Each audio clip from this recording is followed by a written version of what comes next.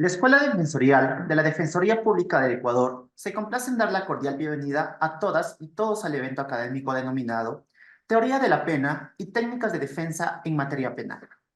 Saludamos la presencia de la Magíster Tania Torres Castillo, directora de la Escuela Defensorial, Magíster Francia Druet Contreras, docente y abogada en libre ejercicio, directores nacionales, coordinadores regionales, directores provinciales, coordinadores provinciales, compañeras y compañeros defensores públicos, representantes de los consultorios jurídicos, señoras y señores estudiantes de las diferentes universidades del país, sean todos bienvenidos.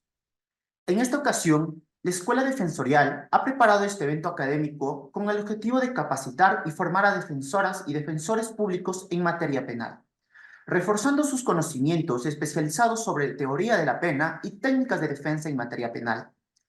Para dar la bienvenida e inaugurar esta jornada de capacitación, recibimos a la magíster Tania Torres Castillo, directora de la Escuela Defensorial.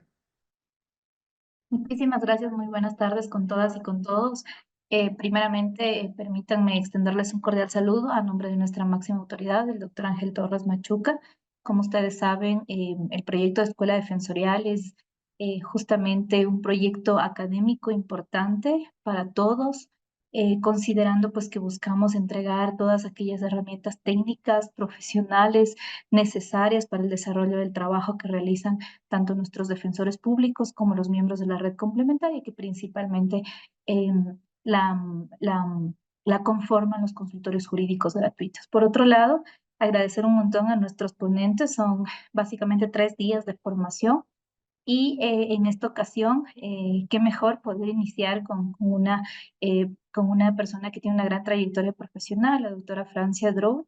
Muchísimas gracias por estar en este espacio, por aceptar compartir con nosotros su experiencia y pues esperamos que este espacio sea muy fructífero para todos quienes nos encontramos presentes. No olviden, por favor, que son 3 días de formación. Les pido que tratemos de estar puntuales y por supuesto que se registren en los links que vamos a enviar al finalizar cada una de estas ponencias. Sin más, devuelvo la palabra. Avancemos, por favor, con el desarrollo de esta capacitación. Agradecemos las palabras de la directora de la Escuela Defensorial. El proyecto de la Escuela Defensorial es una prioridad de la actual administración.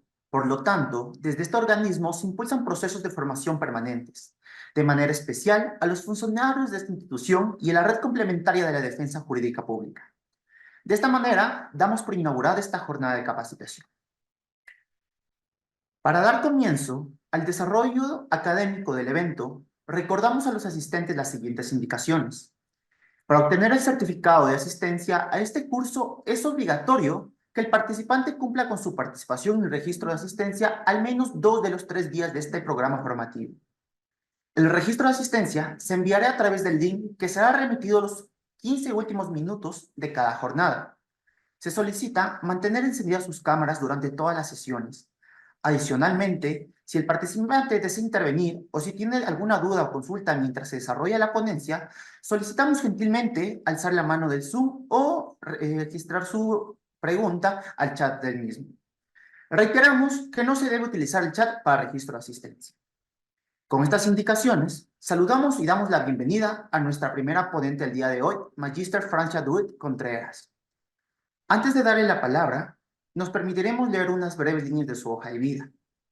Ella es abogada de los tribunales de la República, magíster en Derecho Penal y docente universitaria. De tal manera, recibimos a la magíster Francia Druet Contreras, quien abordará los temas Fundamentos de la Teoría de la Pena y Principios Rectores y Criterios de la Pena. Bienvenida, doctora, tiene la palabra. Muchísimas gracias, estimado, muchísimas gracias, Tania. Bueno, yo obviamente quisiera empezar este conversatorio agradeciendo a la Escuela Defensorial, a la Defensoría Pública en general. Yo ya lo dije públicamente mediante una red social y lo reitero. En mi opinión, creo que la Defensoría Pública es de las pocas, me da mucha lástima decirlo, de las pocas instituciones públicas que ofrecen un servicio de calidad. Y para mí es realmente un honor poder participar de este espacio académico con los formadores, con esta profesión tan valiente, ¿no? Con quienes representan a las personas más desprivilegiadas, hay que decirlo como es. ¿no? Para mí realmente es gratificante como mujer, como abogada en libre ejercicio, poder participar de este espacio académico. Debo decir así también que las mejores batallas que he tenido en aspectos de litigio han sido con defensores públicos, están muy bien capacitados. Y así también el copatrocinio, cuando nos ha tocado defender algunas causas compartidas, los mejores compañeros que me ha tocado han sido de parte de la Defensoría Pública, y es por esta razón que realmente en mi carrera me parece increíble participar de este evento. Sin mencionar que también me da orgullo y gracias, Tania, porque soy una de las pocas mujeres que está participando activamente de estos espacios, y esto tiene que cada vez verse más seguido. Bueno, sin más, voy a empezar a hacer ese conversatorio, ¿no? Creo que nuestra ciencia, el derecho en general, es constante, va evolucionando, va en constante cambio. No sé si la palabra sería evolucionar, pero cambiar sí. Nuestra ciencia es una ciencia social, por cuanto yo creo que nadie en esta profesión puede tener el monopolio de la verdad. Y esto lo vamos a ver más adelante. Así también, yo no sé si yo tampoco quiero romper con el protocolo del conversatorio, pero sí me gustaría escuchar ciertas apreciaciones en cuanto yo vaya explicando ciertos temas, si es que se puede, ¿no? Tampoco quiero yo forzar las cosas, pero sí. Bueno, no sé si pueda compartir pantalla, ¿me autorizan? Está autorizada, doctora, puede hacerlo. Listo, en este momento comparto pantalla. Ok, empezamos. Teoría de la pena, ¿no? Voy a empezar hablando de mi aproximación con el derecho penal. Cuando yo cursaba en la Universidad Católica Santiago de Guayaquil, realmente Derecho Penal 1 no me llamó la atención, Derecho Penal 2 tampoco me llamó la atención, Derecho Penal 3 me empezaba a cuestionar ciertas cosas. Debo decir que en ese momento la profesora era Mónica Palencia, quien ahora es la ministra de Interior, excelente docente, debo decirlo, y me empezó a gustar ciertas cosas que escuchaba el Derecho Penal, pero aún no me había enamorado de esta ciencia. No fue hasta en la materia de criminología con el doctor Edmundo René Bodero, que en paz descanse, que ya me empecé a enamorar de esta ciencia. Y voy a explicar por qué esto es importante. El doctor Bodero, que en paz descanse, decía, es imposible tener un código penal que haya sido universal en todos los tiempos y en todos los espacios. Es imposible. ¿Por qué? Porque las sociedades van cambiando. Las conductas que se consideran delitos hoy no serán las conductas que se consideren delitos mañana. Los bienes jurídicos que protegemos hoy no serán los bienes jurídicos que se protegerán mañana. Y esto va a tomar sentido a lo que voy avanzando con la exposición. Aquí está lo que acabo de decir. Es imposible que exista un derecho penal o un catálogo de conductas prohibidas o permitidas que haya sido suficiente en todos los espacios y en todas las sociedades, ¿no? Las sociedades funcionan como empresas morales. Los parámetros morales también van cambiando en el tiempo. Lo que nos parece incorrecto hoy seguramente no será incorrecto mañana o en algunos años. Es la sociedad la que decide qué conductas son prohibidas y deben ser castigadas. Ejemplo, este es un ejemplo recogido de nuestra legislación, ¿no? Vemos en el Código Penal derogado el artículo 516 que voy a dar lectura. En los casos de homosexualismo que no constituyan violación, los dos correos serán reprimidos con reclusión mayor de 4 a 8 años. Vemos que en el Código Penal derogado existía el delito de homosexualismo, perdón. Claramente se trata de un tipo penal de autor, está castigando una condición y no en sí un acto, ¿no? Aquí también en la diapositiva, que ustedes pueden apreciar en pantalla, ven un recorte de periódico, específicamente del diario El Comercio, del 8 de octubre de 1997, en que una organización gay estaba peleando por las reformas, precisamente por artículos como este del Código Penal derogado. Vamos a la siguiente diapositiva. Vemos aquí la marcha del orgullo gay en plena 9 de octubre. Y el Código Penal actual nos menciona lo siguiente. Artículo 177. Actos de odio. La persona que cometa actos de violencia física o psicológica de odio contra una o más personas en razón de su nacionalidad, etnia, lugar de nacimiento, edad, sexo, identidad de género u orientación sexual, identidad cultural, estado civil, idioma, religión, ideología, condición socioeconómica, condición migratoria, discapacidad, estado de salud, portar VIH, será sancionada con pena privativa de libertad de 1 a 3 años. Vemos aquí cómo ha cambiado, cómo ha dado un grado de 180 los bienes jurídicos protegidos. Antes se castigaba la condición de ser homosexual. Hoy vendría a ser parte de los bienes jurídicos protegidos que protege el delito establecido en el 177, actos de odio. Podemos ver el cambio del paradigma, ¿no? Cómo lo que antes se castigaba, hoy se protege. Entonces, las conductas prohibidas hoy pueden ser incluso los bienes jurídicos del mañana, es lo que ya había dicho. ¿Por qué esto es importante? Porque la forma de castigarse estas conductas también cambian en el tiempo. A ver, yo quiero hacer una pregunta y no sé si el moderador por lo menos me ayuda escuchando alguna apreciación. Y les digo, aquí nadie tiene monopolio de la verdad. Aquí estamos para enriquecernos. ¿Qué fue principio? ¿Qué fue primero, la pena o el Estado? No sé si alguien quiere escucharlos también. Pueden alzar la mano si gustan, o sea, la mano del Zoom y se habilita el micrófono, ¿No? o pueden No hacer pueden alzar la interacción a mano. través del chat. Claro, ¿qué cree que fue primero, la pena o el Estado? Por favor, A Brian, ver, si podemos estimado dar doctor paso a Ortega. Miguel Ortega.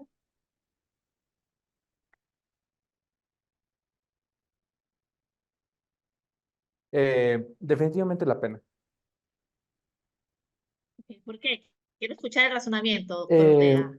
Porque en primer lugar y históricamente, antes de que se conformara un Estado como tal, existían las sociedades donde en inicio la historia del derecho penal se remonta a las venganzas de sangre y a las venganzas contra los clanes, si no estoy mal.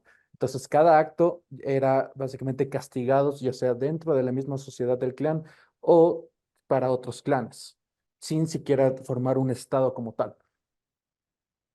Es interesante su apreciación y le agradezco la participación, doctor Ortega. En efecto, no hay una respuesta, o por lo menos no hay una respuesta que haya sido convenida entre los varios historiadores o filósofos del derecho penal, pero yo coincido con la respuesta del doctor Ortega. Sí, la pena vendría a ser primero, no conocida como un castigo legitimado, pero sí en razón de la desproporción que era el castigo dentro de la venganza privada, ¿no? Antes, las personas para solventar sus conflictos podían cobrar venganza de forma privada, pero a veces esta venganza llegaba a ser desproporcionada. Es entonces que el Estado nace para regir la proporcionalidad de estas sanciones o de estos castigos. Es por eso que vamos a iniciar los principios de la pena con el principio de proporcionalidad. Nos dice el doctor Percy García, la pena no podrá sobrepasar la responsabilidad del hecho. ¿Cuál es el límite al llamado la responsabilidad del hecho? Y aquí partimos de una comprensión bipartita del delito. No, por una parte, tenemos el injusto penal, que como aquí todos sabemos, se trata de la acción típica antijurídica, y por otra parte, el juicio de culpabilidad, es decir, quienes tienen capacidad de culpa, quienes pueden responder con una pena, y los que no pueden responder con una pena, los que son inimputables o los que son menores de edad, tendrán como consecuencia jurídica una medida de seguridad, ¿no? ¿Por qué esto es importante? Aquí vamos a ver el único criterio, y esto lo digo con mucha pena, el único criterio de proporcionalidad es la que tenemos en el artículo 76, numeral 6 de la Constitución, que nos menciona.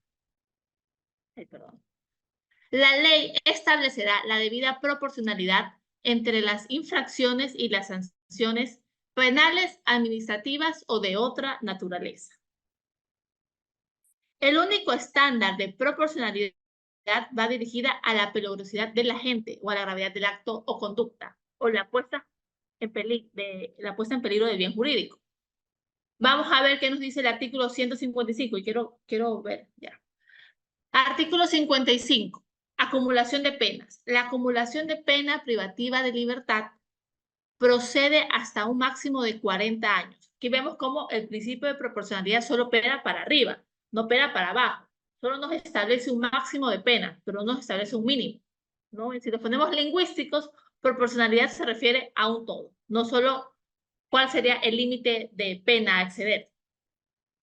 Pero yo creo que desde un punto de vista de la defensa hasta es conveniente ese tema. Vamos a leer el artículo 57. Reincidencia. Se entiende por reincidencia la comisión de un nuevo delito por parte de la persona que fue declarada culpable mediante sentencia ejecutoriada. La reincidencia solo procederá cuando se trate de la misma infracción penal o se haya atentado contra el mismo bien jurídico protegido, en cuyo caso deberán coincidir los mismos elementos de dolo o culpa. Si la persona reincide, se le impondrá la pena máxima previsto en el tipo penal incrementada en 1/3. Voy a leer esta última parte. Si la persona reincide, se le impondrá la pena máxima prevista en el tipo penal incrementada en 1/3. Es decir, el juez, en caso de reincidencia, pierde discrecionalidad en cuanto a la imposición de pena. La ley, el tipo penal le exige poner el máximo de pena más 1/3. ¿Creen ustedes, y lo digo desde la total honestidad, quiero saber sus opiniones, ¿es proporcional o no es proporcional este artículo 57? ¿Cumple con los criterios de proporcionalidad o no? Si es que alguien más quiere participar, ya sea por chat o lo escucho. ¿No? ¿Sí? ¿No? A mí me causa mucha curiosidad y este artículo en especial, y también no sé hasta qué punto esto puede ser congruente con el principio de igualdad ante la ley. Yo no he sido la única que ha tenido esta interrogante. Al parecer alguien más la tuvo y de hecho existe una demanda de inconstitucionalidad sobre el artículo 57 del COIP por esto que acabo de decir, porque de alguna manera sí rompe con el principio de proporcionalidad por una parte y por otra el principio de igualdad ante las partes. Es de alguna forma estigmatizante. Dice el caso, todavía no hay sentencia, solo está admitida la demanda, ¿no? Caso número 4921 de la Corte CN. La norma, el extracto dice, la norma incorpora características relativas directamente al autor por la reincidencia, caso que constituye una excepción que se encuentra contrapuesta a los principios señalados y al deber de no discriminación en función del pasado judicial. Adicionalmente, priva de manera inmotivada a un sector de la población carcelaria de un derecho. En mi opinión, y tal vez nos contradigamos un poco, en mi opinión yo creo que la demanda está muy bien planteada y sí, tiene razón, de alguna manera sí rompe con el otro principio de la pena, que es el principio de igualdad ante la ley. Vamos a ver, el principio de proporcionalidad en función del derecho penal. Es importante porque asegura que las penas sean justas y adecuadas para los delitos cometidos. Se dice que una manera efectiva de prevenir delitos es asegurarse de que las penas sean proporcionales a la gravedad de los hechos. Sin embargo, esto puede ser complicado porque a veces nuestras emociones y opiniones pueden influir en lo que consideramos justo. Y esto más adelante lo voy a profundizar porque para dar luces, estamos pasando por una era del Big Data. Todo el mundo tiene un celular a la mano. Todo el mundo puede conocer las noticias que pasan a diario en todo el mundo. Y así también todo el mundo puede expresar qué es lo que siente a partir de ciertos eventos publicados en redes sociales y que acontecen en el mundo. Esto de alguna manera sí cambia la perspectiva de cómo imponer una pena, de la concepción o el concepto de justo que tenemos como sociedad. Pero lo vamos a ver más adelante. No, tenemos aquí dos delitos, el abuso sexual y el estupro. Artículo 170, abuso sexual.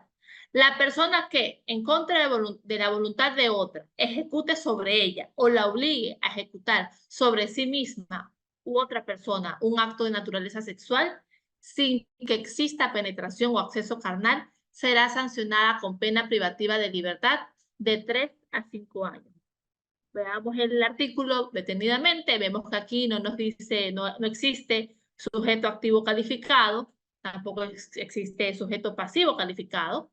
El verbo rector sería que ejecute sobre ella o obligue a ejecutar sobre sí misma u otra persona un acto de naturaleza sexual sin que exista penetración o acceso carnal, ¿no? Y la pena es de 3 a 5 años. Vamos a ver qué nos dice el artículo 167 del Código Orgánico Integral Penal. El estupro. La persona mayor de 18 años que recurriendo al engaño tenga relaciones sexuales con otra mayor de 14 y menor de 18 años será sancionada con pena privativa de libertad de 1 a 3 años. Yo quisiera escuchar la opinión de alguien, a ustedes, fuera de los criterios jurídicos. ¿Qué conducta les parece más grave? Y de verdad estoy haciendo una investigación sobre esto, así que me ayudaría muchísimo si me dan su opinión. ¿Qué conductas? ¿El abuso sexual o el estupro y por qué? Voy a revisar el chat. No sé, doctor Ortega, si lo escucha usted.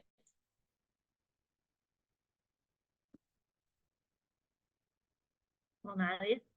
Miren, yo hice este ejercicio con mis alumnos del pregrado y algunos respondieron que para ellos les parecería más grave la conducta tipificada en el 167, porque requiere de una penetración. Disculpen, aquí todos somos adultos, ¿no? Y que de alguna manera se trata de una menor de edad, pese a que sea mayor de 14 años, ¿no? Otras personas me supieron indicar que no, que el abuso sexual es más grave. En todo caso, así lo ha planteado el legislador. Al legislador le ha parecido que el estupro es más grave. Yo considero que posiblemente de 1 a 5 a 10 años esta conducta ya no sea tipificada como delito, pero es lo que tenemos. Vamos al siguiente delito. Abuso sexual en animales que forman parte del ámbito de la fauna urbana. Nos dice, la persona que realice actos de carácter sexual contra un animal que integre la fauna urbana respectiva, lo someta a explotación sexual, lo utilice para actos sexuales propios o de terceros, o lo ponga a disposición de terceros para actos sexuales, será sancionada con pena privativa de libertad de 6 meses a 1 año. Me quedo con este inciso. Pregunto, ¿cuál es el bien jurídico protegido en este primer inciso?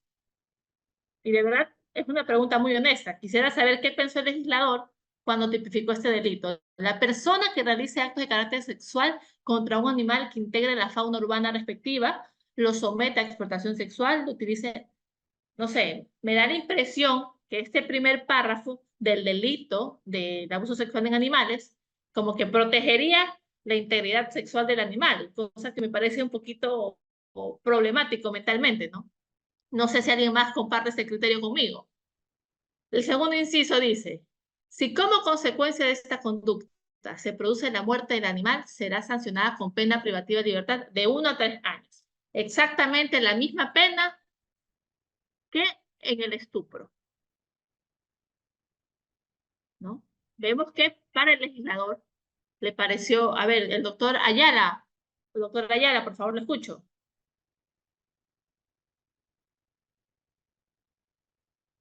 No tiene prendido el micrófono, no tiene encendido el micrófono.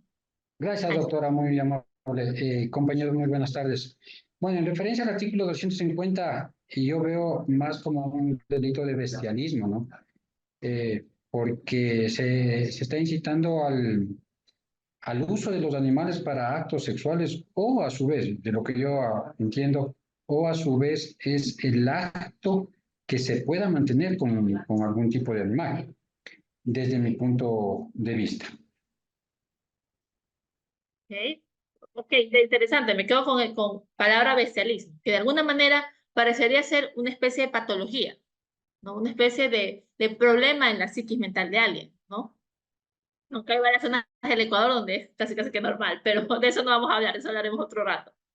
Pero interesante, porque bestialismo, el término en sí, ya nos conduce a un problema patológico, y conocemos aquí todos que los que tienen problemas patológicos serían en todo caso inimputables y tendrían una pena de seguridad.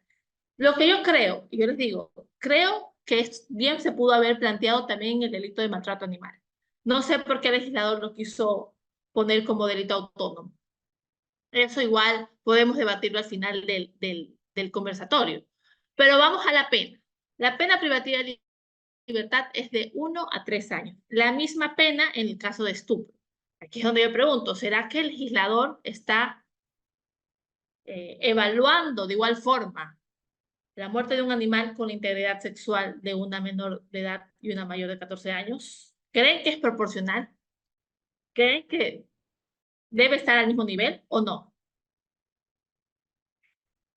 Esta discusión es bastante interesante porque yo se las hice a mis alumnos del pregrado. Ellos me dicen que el tema de los animales es terrible, que cómo alguien puede hacerle daño a un animal, ¿no? Y a mí me hace entender de cómo los valores sociales también van cambiando, cómo la percepción en hoy, por lo menos de la generación Z, es proteger al máximo posible la vida, la integridad, lo que sea, de los animales, que obviamente, y digo esto con todo respeto, pero vamos a avanzar. Dice, preguntas, lo que acabo de decir, ¿qué conductas consideran más graves y por qué?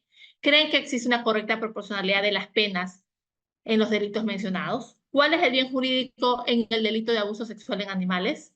¿Qué opinan sobre la pena establecida para el abuso sexual en animales en comparación con las penas para los delitos contra las personas? No sé si se logra ver el paradigma al final. Vamos a hablar del principio de proporcionalidad. Manifestaciones del principio de proporcionalidad. La proporcionalidad abstracta, la proporcionalidad concreta, los parámetros de proporcionalidad y finalmente vamos a tocar otro de los principios de la pena, el non bis in idem. Vamos primero con proporcionalidad abstracta. Nace de la creación de la ley. Esto tiene que ver con la técnica legislativa. En primer lugar, hay que determinar si la reacción penal resulta proporcional en atención a los medios con los que cuenta el Estado para el fin de la protección. Este juicio de proporcionalidad se expresa mediante el principio de subsidiariedad, según el cual no se justifica la intervención punitiva cuando el mismo efecto puede lograrse con medidas menos graves. Si se admite la necesidad de castigar penalmente cierta conducta, deberá precisarse seguidamente el tipo de pena y la cantidad de esta que resulte proporcionales al hecho. Hay que señalar que en este nivel no se trata de establecer una relación de proporcionalidad entre un hecho concreto y una pena en concreto, sino una relación de proporcionalidad que tiene lugar en mayor abstracción. Es decir, castigar más severamente a lo que interese, a lo más importante, a las conductas que hoy consideramos las más graves, a los bienes jurídicos que hoy queremos proteger. ¿No? Miren, y aquí les cuento una anécdota / chisme. El año pasado o hace un par de años, yo me encontraba en la ciudad de Quito, yo estaba ocupada y me llaman para atender una supuesta flagrancia de la señora Carolina Jaume, que últimamente ha estado muy en boga. Al parecer, la señora Carolina Jaume había obstaculizado el régimen de visitas del hijo con el padre. Consecuencia de esto, aparentemente, digo aparentemente porque no leí el expediente, simplemente fue una llamada, aparentemente a ella la detuvieron y la llamaron a flagrancia para la formulación de cargos por el delito de incumplimiento de decisiones legítimas de autoridad competente, porque ella había faltado al régimen de visitas, o sea, no había cumplido con este, ¿no? Ella estuvo de hecho detenida. Mi respuesta inmediata fue, aquí falta el criterio de proporcionalidad abstracta, lo que acabo de decir. ¿Por qué? Porque el Estado nos da formas de solventar ese tipo de conflictos bajo la ley de esa especialidad.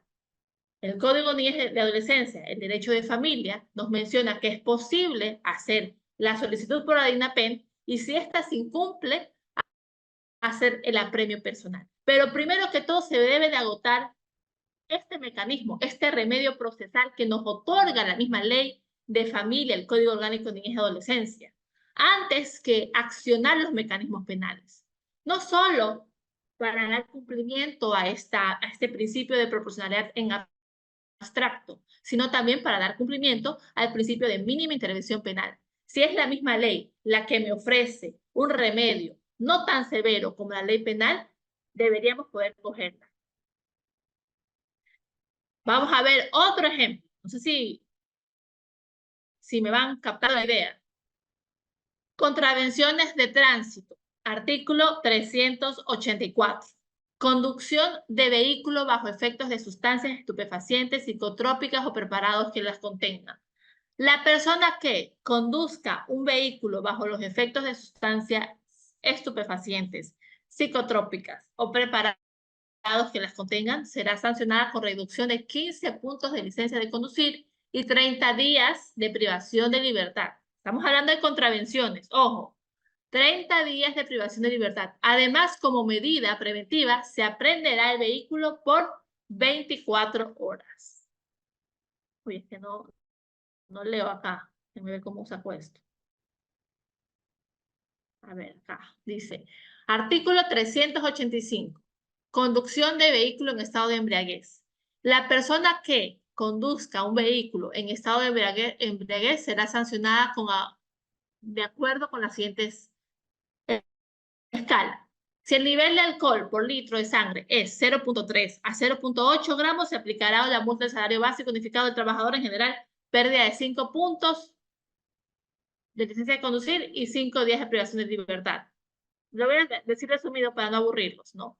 Si el alcohol por sangre es de 0.8 hasta 1.2, la privación de libertad será de 15 días. Si el nivel de alcohol por sangre es de 1.2, la multa será de 3 salarios básicos, y no alcanzo a leer cuál sería y privación de 30 días, ¿no? Tenemos el delito, la contravención, perdón, del 385. Vamos a ver el siguiente.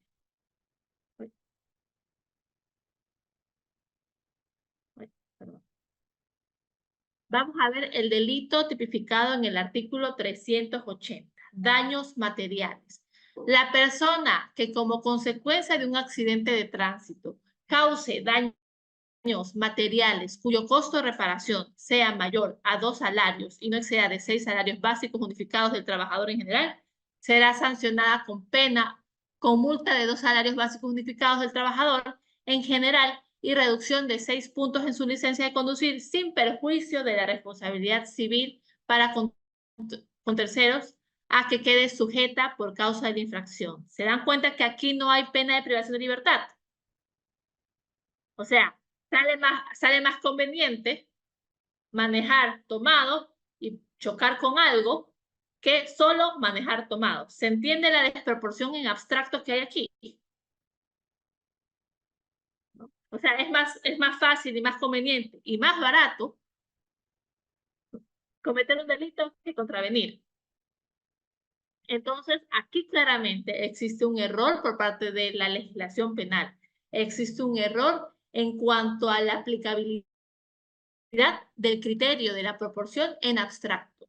Vemos, bajo la lógica jurídica, es imposible que un delito sea más conveniente que una contravención. Aquí yo puse más o menos esto, ¿no? Sale más barato y conveniente delinquir que contravenir. Totalmente contrario a la lógica jurídica. Y seguramente más de ustedes ha de haber tenido un caso parecido a esto. Que uno le hace decir al cliente, oiga, era que se choque con algo para que no lo cojan preso, para que salga. Más o menos así. ¿No? Vamos a ver ahora el segundo criterio, que es la proporcionalidad concreta. Voy a tomar agua. Se refiere a la actividad judicial. El juez penal debe moverse dentro del marco dado por la ley. tiene libertad para decidir la relevancia penal de la conducta y la concreta sanción penal que debe imponerse al autor del hecho. Esta libertad no es completamente discrecional. Debe tener en cuenta ciertos parámetros fijados por el legislador. Estos criterios para imponer la pena pudieran ser la extensión del daño, peligro causado al bien jurídico, circunstancias, tiempo, lugar, modo, ocasión, móviles, fines, etc. ¿No? Vemos que los tipos penales siempre nos dan un margen de 3 a 5, de 6 meses a 1 año. Es discreción del juez cuál será la pena a aplicar dentro de ese margen ya marcado por el legislador, ¿no? Y estos criterios, esta cancha, por así decirlo, donde se tiene que manejar el juez, tiene que responder a estos últimos criterios, ¿no? A las circunstancias, al tiempo, al lugar, al modo, al móvil, etc. Parámetros de la proporcionalidad. Existe un razonamiento de proporcionalidad en 2 sentidos. En el hecho como tal y en la pena. Vamos a ver. En el hecho, el código de Hammurabi constituye quizás la expresión histórica más clara de esta comprensión matemática de proporcionalidad. Bueno, creo que ustedes deben saber esto mejor que yo, ¿no? Históricamente el código de Hammurabi ha sido de los antecedentes a la imposición de pena y cómo se imponen las penas, ¿no? Tenía este aforismo, osculum pro osculum, dente pro dente, ¿no? Ojo por ojo, diente por diente. Existe, de hecho, mucha escritura de filósofos y juristas que hablan que esta proporción, primero, es muy naturalista, muy matemática. Tú me quitaste el ojo, yo también te quito el ojo. Hay otros filósofos que se ponen más profundos y dicen que la cuantía no es al daño, sino al sufrimiento. Y esto es interesante y para que esto no se vuelva tan aburrido y tan metódico, les recomiendo que vean esta película, está en Netflix, se llama La ira de Dios. Se trata de un escritor que contrata los servicios de un asistente para que le haga los manuscritos y bueno, en un exabrupto, él le roba un beso a ella. Ella renuncia, le cuenta a la mamá y la mamá procede a ponerle una denuncia de abuso sexual a este señor. No, la denuncia la recibe la esposa del señor, del impacto se suicida y la mata a la hija. Entonces el escritor al final del día queda sin su familia. Y el escritor empieza a tomar venganza con esta chica matando a todos los miembros de su familia, que eran como 8. Y él explica esto, por eso es que la menciono. Él explica esto, que el dente prodente se tiene más que tomar en cuenta con el sufrimiento que con el daño. Pero esto es una discusión filosófica. Ya, se modificó esta regla. Luego del Código de Hammurabi se empezó a tomar en cuenta la previsibilidad del resultado, la intención, incluso las condiciones sociales en las que se encontraba el sujeto. Empezaron a ser tenidos en cuenta para precisar la gravedad del hecho. El hecho debe apreciarse en todos sus aspectos socialmente relevantes, pero debe precisarse que esta valoración debe configurarse objetivamente y no debe, por tanto, estar afectada por situaciones de miedo y ansiedad de la población. Si el delito mantiene su gravedad socialmente determinada y aumentamos la pena por razones políticas, estamos transgrediendo el principio de proporcionalidad. Voy a leer esto último otra vez. Si aumentamos la pena por razones políticas, estaremos transgrediendo el principio de proporcionalidad, ¿no? El principio de proporcionalidad no solo lo pueden transgredir jueces, lo transgrede también los legisladores, en muchos casos.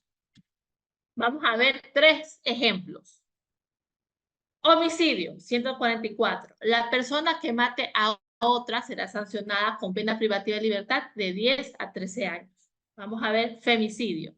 La persona que, como resultado de relaciones de poder manifestadas en cualquier tipo de violencia de muerte a una mujer por el hecho de serlo o por su condición de género, será sancionada con pena privativa de libertad de 22 a 26 años. Vemos como el cambio de penas, ¿no?, entre un homicidio y un femicidio.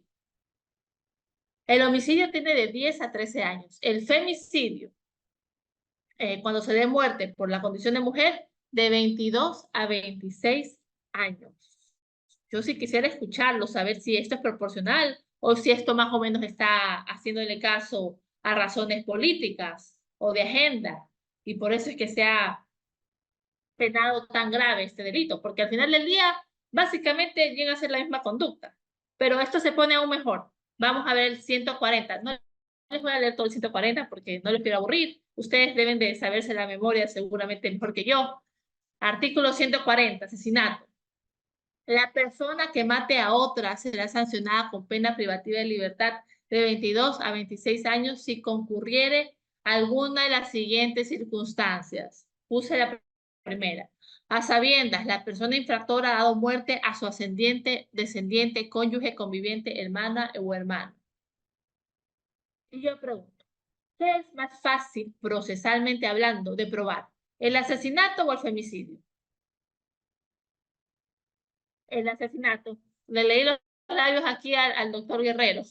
El asesinato, obviamente. Y lo que es peor, el asesinato y el femicidio tienen la misma pena, exactamente la misma. Y aquí tal vez yo me vaya a pelear con alguien, no sé, pero tengo que ser muy auténtica en lo que opino. Yo creo que el delito de femicidio sí responde a razones políticas o de agenda o de la opinión pública, más que a razones técnicas. ¿Por qué? Porque este delito nos complica el ejercicio de los abogados, tanto en la defensa como en la acusación. Mucho más fácil es sostener una teoría del caso de asesinato y defender también una teoría del caso de asesinato, ¿no? Y lo que es peor, tienen la misma pena, de 22 a 26 años. No sé cuál fue la urgencia de tipificar un delito así, que realmente nos complica la vida y seguramente le complica la vida a muchas víctimas de violencia. No sé si se entienda, la verdad. Yo quiero que se entiendan mis ideas. ¿Se entienda? ¿Se entiende? Perdón. No sé, Ale. Existe una percepción pública diferente sobre la gravedad de los delitos de homicidio y los femicidios y cómo afecta esto a la aplicación de las penas proporcionales, ¿no? Y eso ya lo dije aquí públicamente, está grabado, yo no tengo temor en decirlo. Para mí sí existe una percepción pública diferente sobre la gravedad de los delitos entre homicidio, femicidio y hasta incluso asesinato. Para mí sí, para el conglomerado, para la sociedad, para las personas que no están cerca del sistema de justicia, sí tienen una percepción de gravedad mucho más alta de femicidios que de asesinatos. Pero lo que no saben es que la pena sigue siendo la misma, ¿no? No hay mucha diferencia entre presentar una denuncia de asesinato y presentar una denuncia de femicidio. La diferencia es que una es más fácil de probar y la otra se complica mucho más. Pero en temas de política criminal, creo que estamos hablando de lo mismo, la misma pena para ambos conductas, que no se diferencia mucho, dicho sea de paso, ¿no? Vamos a hablar ahora de los radares y las multas. Y esto sí, aquí sí me voy a apasionar un poquito, porque yo de hecho quiero preparar una demanda de inconstitucionalidad sobre el tema de las sanciones en radares, porque rompe el criterio de proporcionalidad. Miren qué sucede. Resulta que cuando nosotros, conduciendo, excedemos el límite de velocidad permitido en la ciudad, en zonas urbanas, como en carreteras, sigue siendo la misma. La misma sanción es cuando uno está en velocidad dentro de la ciudad como en un carretero, lo cual yo creo que es totalmente desproporcionado porque él rompe el criterio de proporcionalidad en cuanto al hecho. Esto va a tomar sentido cada que avance. Miren lo que sucede en Estados Unidos, en el estado de California. En Estados Unidos, un ejemplo notable de diferencias en las sanciones por exceso de velocidad entre carreteras y áreas urbanas se puede encontrar en California. En California, las multas por exceso de velocidad están determinadas en gran medida por el exceso de velocidad sobre los límites establecidos y pueden variar dependiendo de si la infracción ocurrió en una carretera o en una zona urbana. Y es que tiene sentido, Mucho más peligroso es conducir en exceso de velocidad en una zona donde hay transeúntes, bicicletas, otros carros, transporte público, que en una carretera. O sea, yo creo que eso cualquier persona lo puede descifrar, no es una ecuación tan difícil, ¿no? Sin embargo, la sanción sigue siendo la misma. Y esto rompe, repito, el criterio de proporcionalidad en cuanto al hecho. En el estado de California, la tolerancia en la velocidad en carreteras es mucho más flexible que en la ciudad, pero así también las sanciones por exceder el límite de velocidad permitido en carreteras son más severas. ¿Qué sucede en California? En California, el límite de velocidad en las carreteras es de 140 kilómetros por hora. Es más, existe una flexibilidad en cuanto al límite de velocidad en carretera, pero así también el legislador ha decidido multar más severamente el rebasar este límite de velocidad flexible, ¿no? Además, las multas pueden aumentar aún más si se comete una infracción en zonas designadas como zonas de construcción o zonas escolares, donde se considera que el riesgo de accidentes es aún mayor, lo que me parece totalmente lógico. Obviamente debería sancionarse más severamente cuando se excede la velocidad en zonas escolares o en zonas de construcción. ¿No? ¿Por qué? Porque se está cumpliendo con el criterio de gravedad del hecho dentro de los parámetros de proporcionalidad. Ojalá me estén captando la idea, pero se entiende. En mi opinión, yo creo que lo que pasa aquí en Ecuador es desproporcionado totalmente. Es totalmente distinto exceder la velocidad dentro de la ciudad que en carreteros. Y la sanción no debería ser bajo ningún motivo la misma. Debería por lo menos reducirse cuando sea en carreteros. Es lo que opino. En estos casos, en el caso de California, existe proporcionalidad en la tipificación de la conducta en virtud del riesgo, así como la sanción en virtud del hecho. ¿No? Estamos hablando, no es lo mismo, los riesgos no son los mismos si manejamos a exceso de velocidad en la ciudad que en la carretera. Por lo tanto, las sanciones no deberían ser las mismas. Mucho más graves debería ser en la ciudad las sanciones, o por lo menos mucho más flexible debería ser el límite de velocidad en las carreteras.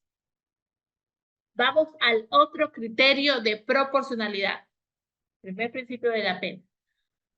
Hay que mencionar que se ha dejado de lado referentes empíricos para definir qué pena es más grave y se acepta cada vez más que esta gravedad tiene claros condicionamientos culturales. Por ejemplo, en determinadas sociedades como las orientales, resulta más grave la deshonra que la muerte misma, mientras que en nuestra sociedad occidental la pena de muerte resulta el mecanismo de reacción penal más grave. Y aquí les digo una cosa, en Pakistán, el delito de blasfemia se pena con pena de muerte. Y eso tengo que decirlo. La gravedad de la pena depende siempre de las sociedades, del pensamiento sociocultural que vamos teniendo. Yo tuve la oportunidad de leer el Código Penal peruano y debo decir que las penas en Perú son mucho más severas que en Ecuador. Y los mismos delitos. Aquí justamente puse el ejemplo de Pakistán. Pena de muerte por el delito de blasfemia. Pero con independencia de esta orientación crítica al sistema penal, el hecho es que en nuestro sistema penal la pena privativa de libertad se reserva a los hechos más graves, por lo que habrá que recurrir a otras clases de penas, multa, inhabilitación, prestación de servicios a la comunidad o limitación de días libres, por hechos socialmente menos lesivos. Vamos a otro principio de la pena, non bis in idem. Voy a tomar agua, disculpen, yo tomo full agua. A ver. El hecho de que por lo general la conducta delictiva se subsuma en varios tipos penales o en infracciones administrativas plantea ineludiblemente el problema de la doble punición del mismo hecho. En ocasiones, la realización del delito infringe no solo la norma penal, sino también una norma administrativa que contempla la imposición de una sanción administrativa como consecuencia jurídica. Para evitar la excesiva reacción que podría producirse por la duplicidad de sanciones, se han desarrollado diversos criterios materiales y procesales que limitan, ahí me faltó, que limitan la sanción a una sola que cubra suficientemente la necesidad de sanción. Estos criterios se llaman principio de non bis in idem, ¿no? Y eso también tiene mucho que ver con la proporcionalidad en abstracto. Decimos, el caso de Carolina Jaume, si ya existía una sanción dentro de la normativa del derecho de familia, la aplicable era la menos lesiva, es decir, ya sea la intervención de la INAPEN o el apremio personal. Pero ya si empezamos a iniciar investigaciones por el delito de incumplimiento de decisiones legítimas, en mi opinión, y yo tengo un compañero que no opina lo mismo, en mi opinión, creo que existe un exceso de reacción por parte del Estado en cuanto a un mismo hecho. No sé si se logra explicar, ¿no? Un compañero me dice, no, igual tiene que castigarse porque igual se está transgrediendo un bien jurídico protegido. Y yo digo, no, yo soy más del pensamiento de derecho penal mínimo. Y además que siempre estoy del lado de la defensa. Entonces siempre estoy como que más de la menor intervención posible. Pero sí, básicamente también la proporcionalidad en abstracto se traduce también al non bis in idem y también al principio de mínima intervención penal. Aquí está lo que acabo de decir. Non bis in idem busca evitar una sobrereacción del ordenamiento jurídico, es decir, que en el mismo orden punitivo o en distintos se establezcan dos sanciones que sumadas sean desproporcionadas a la infracción cometida. Déjenme ver si en el chat. Ah, miren, la gente está... Ok. Vamos, non bis in idem. Para que exista, para que opere el principio de non bis in idem, debe haber identidad en tres partes. Sujeto, bueno, yo creo que eso no es tan difícil, sujeto, hechos y fundamentos. Fundamentos es el que presenta más conflictos.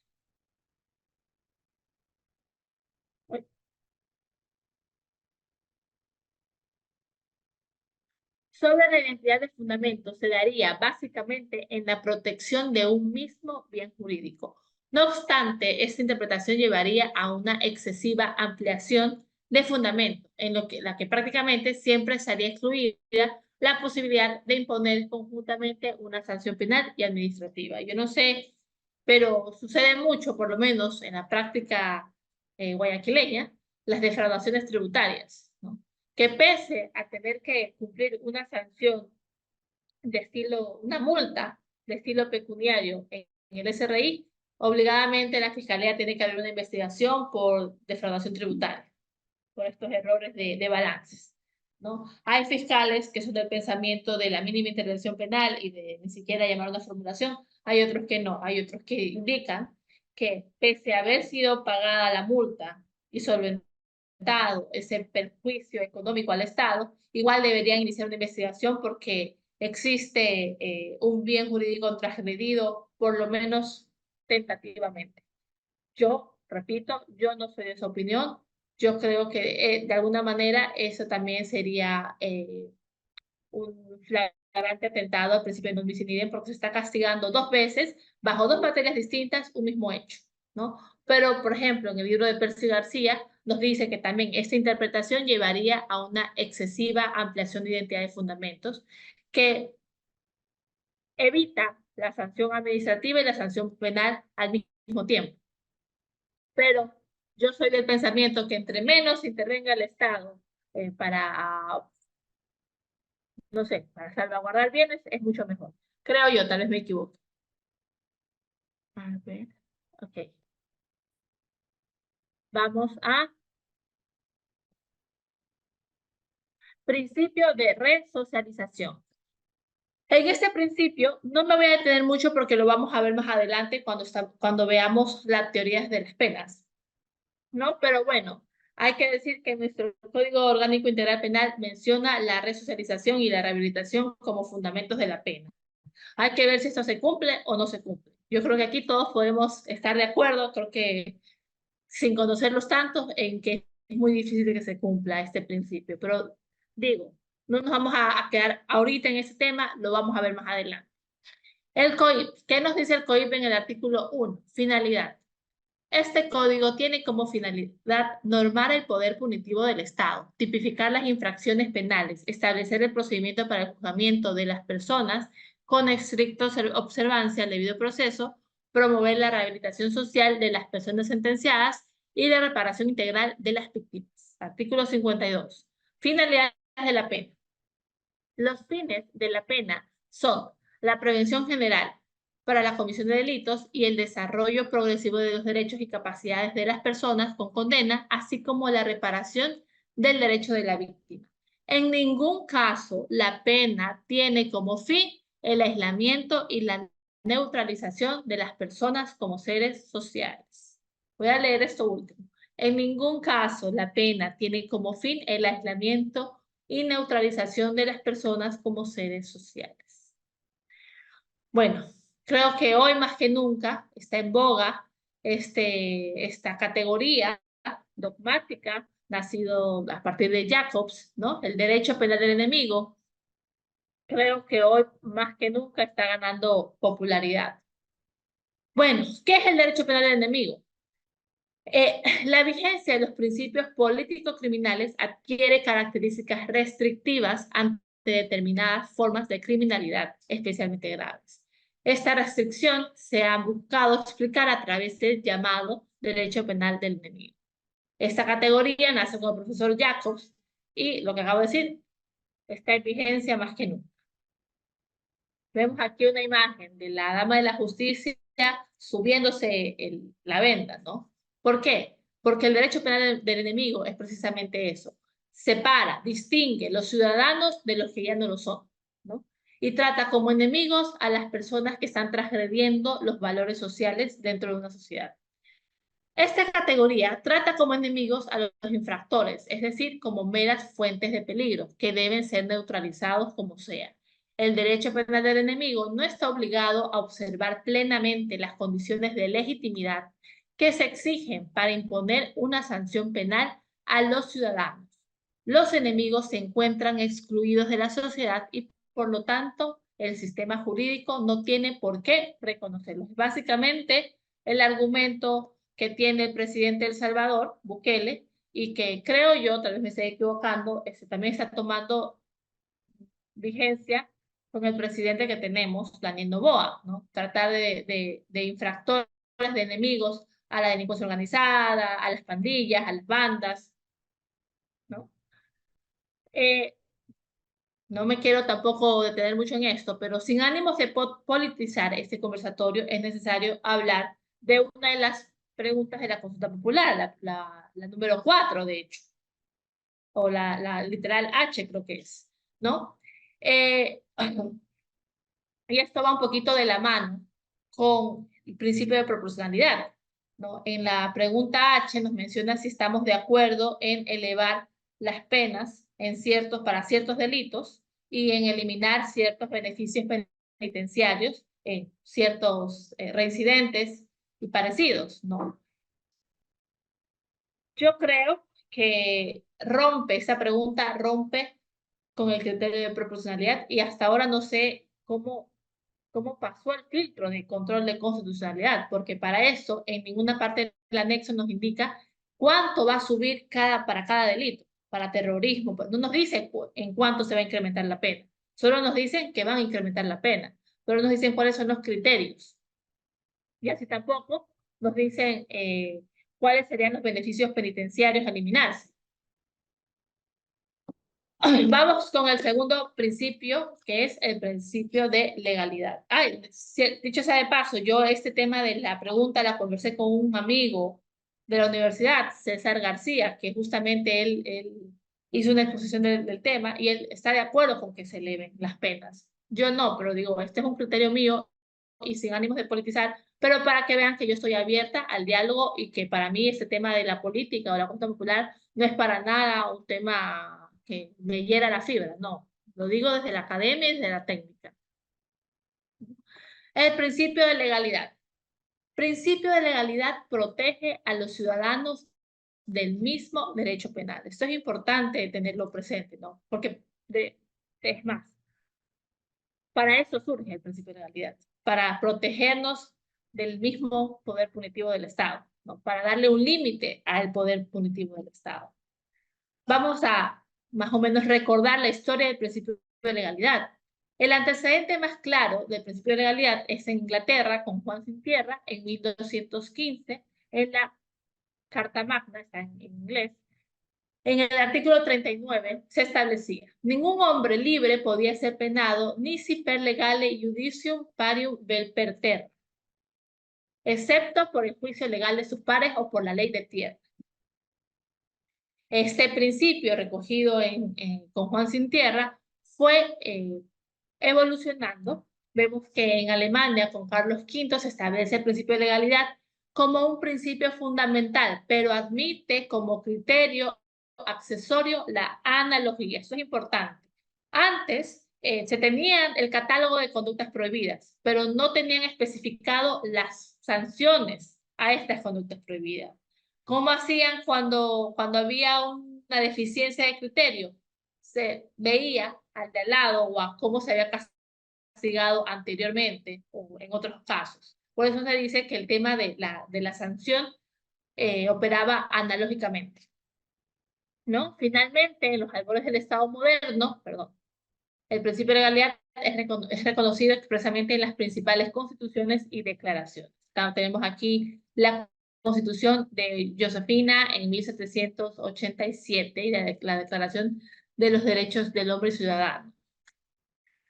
Con la ley del 28 de junio de 1935 en Alemania, la cual modificó el artículo 2, disponiendo que delito no es solo la conducta comprendida en un tipo penal, sino también aquello que merezca ser castigado de acuerdo con la idea fundamental de una ley penal y sano sometimiento del pueblo, ¿no? Vemos, parece mentira, pero el primer antecedente del principio de legalidad en cuanto a la pena nace en Alemania el 28 de junio de 1935, luego de la Segunda Guerra Mundial.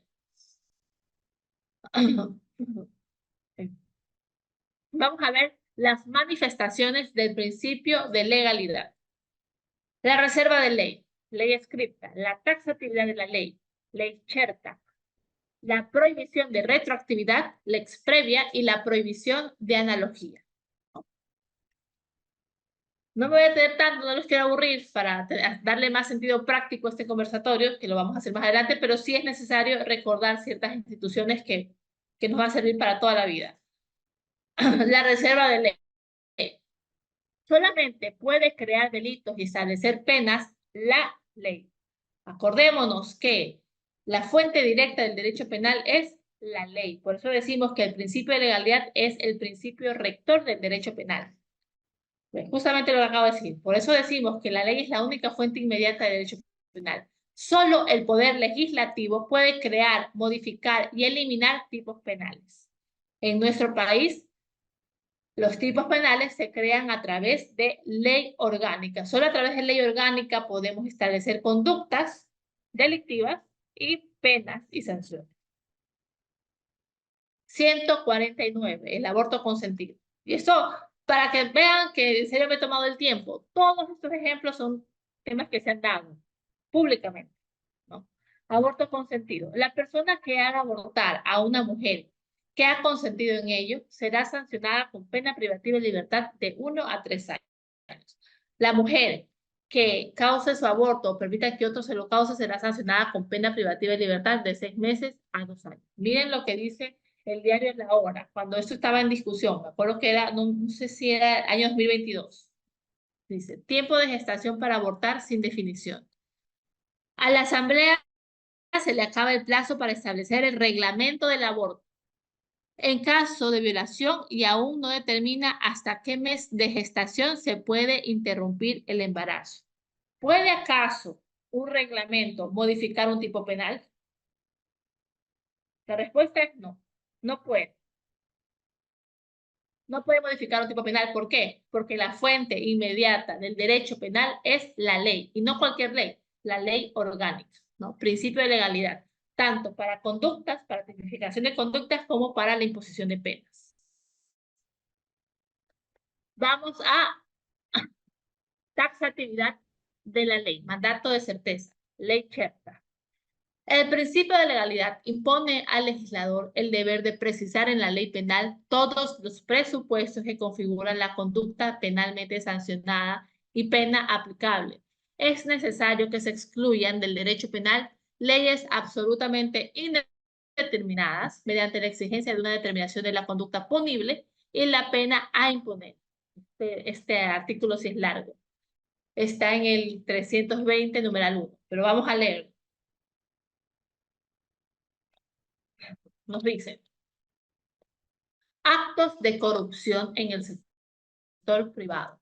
El director, gerente general, administrador, ejecutivo principal, accionistas, socios, representantes legales, apoderados, asesores, auditores, abogados, patrocinadores, cualquier empleado que ejerza cargos de dirección en una persona jurídica de derecho privado, organización no gubernamental, asociación, fundación, comité, incluidas entidades irregulares que intencionalmente acepte, recibe o solicite donativos, dádivas, presentes, promesas, derechos, cuotas, contribuciones, rentas, intereses, ventajas, sueldos, ratificaciones, beneficios inmateriales o beneficios económicos, indebido u otro bien que de orden material omita o cometa un acto que permita favorecerse a sí mismo o a un tercero. Último inciso, de eso seguía. En caso de determinarse responsabilidad de la persona jurídica, será sancionada con la disolución y liquidación y el pago de la multa de 500 a 1000 salarios básicos bonificados del trabajador. Sin embargo, si solo se benefició la persona natural responsable de terceros ajenos a la persona jurídica involucrada, la responsabilidad no recaerá sobre la persona jurídica. ¿Dónde, en qué parte de este delito está el sujeto activo de personas jurídicas? ¿En qué parte? Vamos otra vez. No lo voy a decir todo, pero artículo 320.1. Actos de corrupción en el sector privado. Director, gerente general, administrador, ejecutivo, accionistas, socios, representantes, apoderados. Cualquier empleado que ejerza cargos de dirección en una persona jurídica. Cualquier empleado que ejerza cargos de dirección en una persona jurídica, no la persona jurídica. Pero este mismo artículo, al final me dice: en caso de determinarse responsabilidad de la persona jurídica, será sancionada con disolución o liquidación del pago. ¿En dónde está la persona jurídica dentro de los sujetos activos calificados?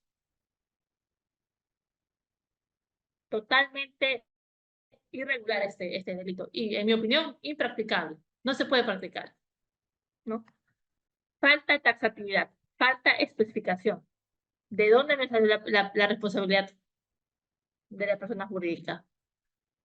Pero bueno, eso es lo que tenemos en el Código Orgánico Integral Penal. Taxatividad de la ley, flexibilidad de la certeza, leyes penales en blanco. Bueno, aquí todos sabemos que las leyes penales en blanco son aquellas que nos tenemos que remitir a otra ley para precisar la conducta punible. Vamos con el 320, numeral 5. Se aplicará el máximo de la pena para la conducta señalada si se comprueba beneficio económico o inmaterial de un tercero cuando se realice aprovechándose de una declaratoria de emergencia o estado de excepción. Miren aquí. Se aplicará el máximo de la pena para la conducta señalada si se comprueba beneficio económico o inmaterial a un tercero cuando se realice aprovechándose de una declaración de emergencia o estado de excepción. Vamos a ver qué es una declaratoria de emergencia o estado de excepción, ¿no? Y este tipo de delitos se pusieron muy de moda en el 2020 por estos sobreprecios, pero aquí va la parte de la proporcionalidad en abstracto, ¿no? Cuando se le hace mucho caso al clamor social o a las redes sociales, se empiezan a tipificar delitos como este, totalmente impracticables y contrarios a otro tipo de cuerpos normativos. Declaratoria de emergencia. Miren lo que dice la Ley Orgánica del Sistema Nacional de Contratación Pública. Son aquellas generadas por acontecimientos graves, tales como accidentes, terremotos, inundaciones, sequías, graves conmoción interna, inminente agresión externa, guerra internacional, catástrofes naturales y otras que promuevan de fuerza mayor o casos fortuitos a nivel nacional, sectoral o institucional. Una situación de emergencia es concreta, inmediata, imprevista, probada y objetiva, ¿no? Yo creo que que el concepto que nos da la Ley Orgánica del Sistema Nacional de Contratación Pública es bastante claro. Ya, esta es la parte importante. También de la Ley de Orgánica de Contratación Pública. ¿Qué nos dice? 57.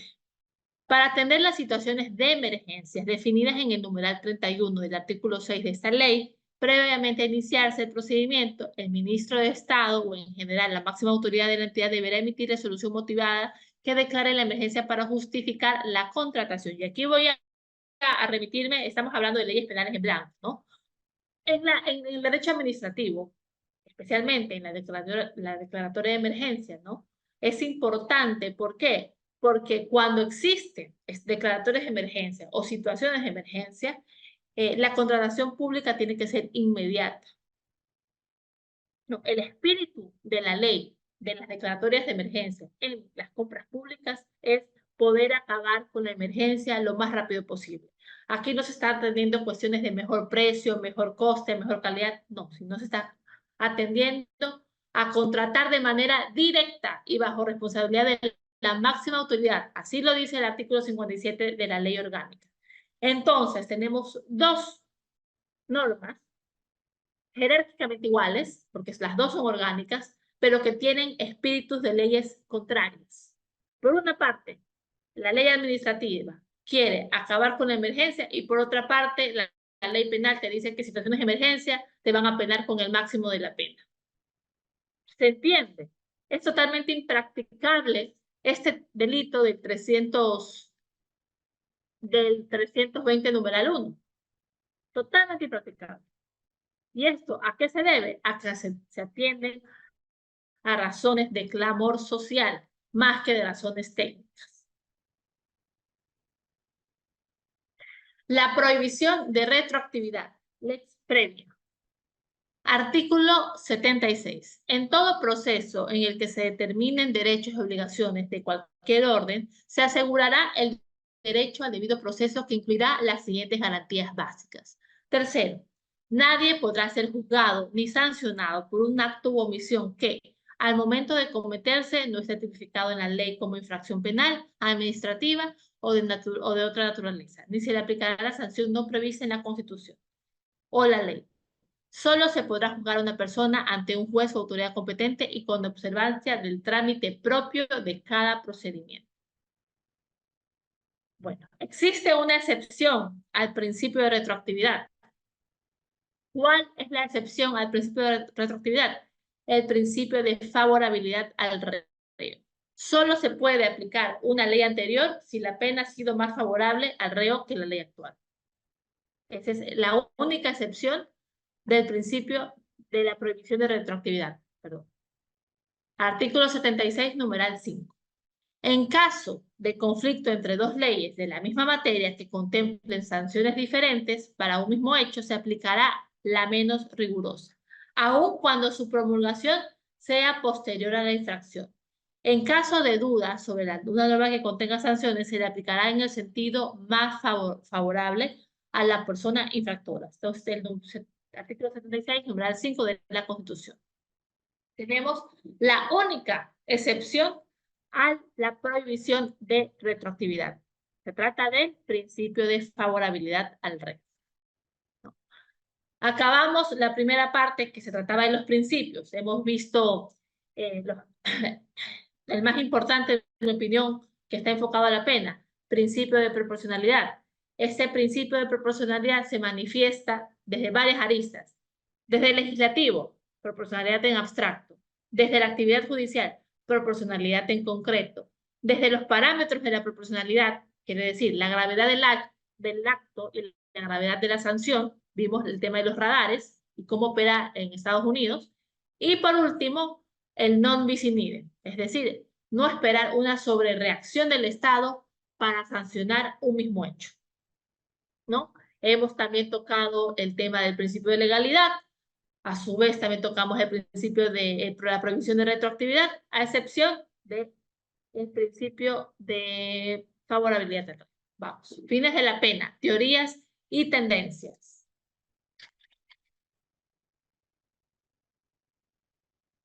A ver, teorías y tendencias, voy a leer el chat. Dice, ¿qué es la pena? ¿Por qué existe? ¿Para qué sirve la pena? ¿Es suficiente? ¿Resuelve conflictos?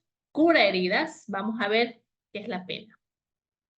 Hay que decir, la evolución en el pensamiento sobre la pena. A medida que la crítica hacia los métodos inquisitorios evolucionaba, la ilustración y el contractualismo emergían como fuerzas predominantes, sustentadas por figuras destacadas como Beccaria, Jean-Paul Marat, entre otros.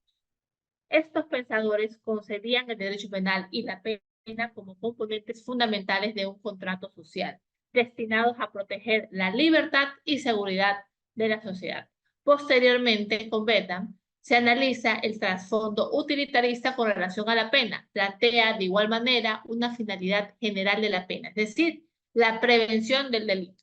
A partir de la era de la Ilustración y del contrato social, no se ve a la pena simplemente como un castigo o una sanción, también una especie de mensaje comunicacional a la sociedad. Filangieri menciona, ¿qué es la pena? Aquella parte de la ley penal que ofrece al ciudadano la elección entre el cumplimiento de deber social y la pérdida de un derecho social, y su finalidad es de prevención. Esto es importante. La teoría de la pena a aplicar está ligado íntimamente con el modelo de Estado. Y esto va a tomar importancia. De hecho, hoy por hoy podemos hacer una gran discusión sobre el modelo de Estado que tenemos ahora y cómo esto está modificando la forma en la que podemos concebir la pena como castigo. Tenemos las teorías clásicas, ¿no? La clasificación, la prevención general, que esta se subdivide en prevención general positiva y prevención general negativa, ¿no? Nos menciona que este esquema de prevención general cumple una función motivadora del derecho penal. Va dirigida a la generalidad, por eso se llama prevención general. Va dirigida a la sociedad en sí, no solo al que delinque, ¿no? Vamos a ver, para no equivocarme, sí. Prevención general negativa, lo he clasificado en las ideas más importantes, ¿no? Primero, perspectiva de la pena centrada en evitar que más individuos delincan en sociedad. La pena se percibe como una medida de ejemplificación. Se comunica a la sociedad las consecuencias de la delincuencia enviando un mensaje de causa y efecto. Ejemplo, si robas, entonces vas a la cárcel por X número de años. Lo que mencionaba con anterioridad, mensaje comunicacional dirigido a los individuos de la sociedad que aún no han delinquido. Su propósito es disuadir futuros actos delictivos. Incluye un componente intimidatorio, especialmente cuando hay casos de escándalo social, que hoy están muy de moda. Surge de una demanda popular al Estado para castigar duramente conductas que generan ansiedad o malestar social. Miren, hice un intenso reproche social. Ojalá que la doctora Ana Minga, experta en seguridad, no esté aquí en este conversatorio, pero yo no es que estoy diciendo que lo que ella dice está mal. He dicho desde un primer momento que nadie tiene monopolio de la verdad. Peor en un tema tan cambiante como es la teoría de la pena, ¿no? Pero acá, justamente en la mañana, vi varias noticias por el sí. Dice, el endurecimiento de penas es un precedente, una advertencia para que la gente no caiga en la tentación de ganar dinero fácil cometiendo delitos como el sicariato, producción de coca y otros. Yo pregunto, no sé, los delincuentes o los infractores hacen el cálculo, se saben el Código Penal de memoria, se saben de memoria las penas y pueden hacer ese cálculo antes de delinquir. Y de verdad es una cuestión muy honesta, porque ni yo siendo abogada, y creo que muchos se saben las penas de memoria. Para mí es imposible pensar que una persona está calculando cuánto tiempo va a pasar en la cárcel antes de delinquir. La persona delinque ya, y luego a veces si es que va preso o no va preso. O sea, pero, repito, eso es bajo mi opinión. ¿No? Miren, por ejemplo, puse aquí el caso Poli. El caso Poli es muy interesante. Él prefirió irse a Miami, a las cortes americanas, que son más severas en cuestión al castigo, pagar $13 millones, 14 si no me equivoco, 14 millones de dólares para que le cambien, para pagar la fianza, para que lo cambien a arresto domiciliario, es decir, que él no tiene una libertad completa, está en arresto domiciliario y está por ser condenado, o no, siquiera unos más de 50 años de prisión, muchos más de las que permite nuestra legislación, ¿no? Y este es un caso interesante porque por lo menos bajo mi óptica creo que no existe esta prevención general ni positiva ni negativa como varias personas lo dicen.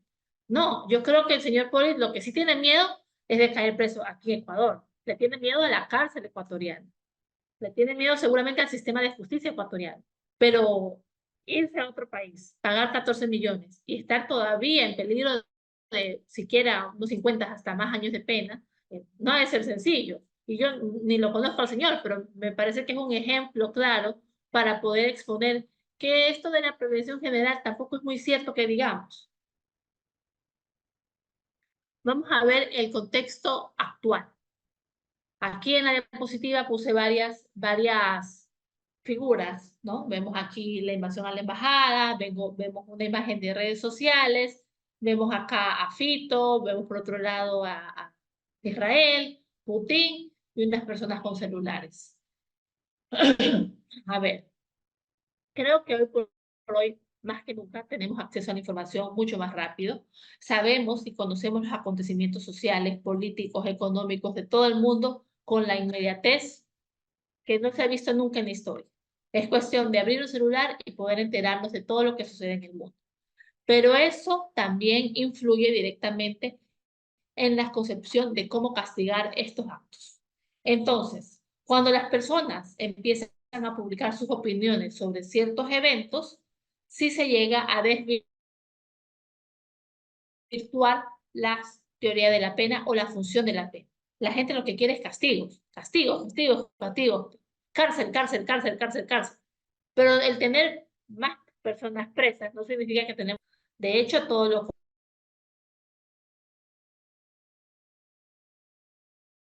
contrario. Creo que ustedes lo pueden saber mejor que yo. Eso tampoco es mucha justicia. Eso es una justicia a medias, ¿no? Esta nueva dinámica comunicacional, la inmediatez de la información, influye directamente en la función de la pena. Las redes sociales se convierten en plataformas para exponer y discutir estos eventos. En este contexto, la política criminal puede monitorear estas interacciones para comprender las opiniones y la aceptación pública de ciertas acciones. Esto puede influir en la toma de decisiones gubernamentales, incluyendo reformas legales para endurecer las penas y crear nuevos tipos penales. Pero ya hemos dicho aquí que eso no es ningún criterio técnico. Eso simplemente es aceptar la opinión pública. Vamos a ver las críticas a la prevención general negativa. La primera de todas, populismo penal, ¿no? Que es a lo que me refería.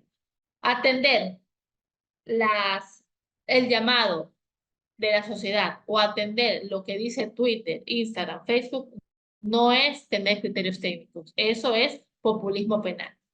Los individuos, lo que mencionaba antes, los individuos no memorizan las penas y no calculan los riesgos antes de delinquir. Ni los abogados sabemos cuánto se pena el delito de asesinato, el delito de homicidio. No es que lo tenemos todo en la cabeza, no somos robots. Imposible pensar así, ¿no?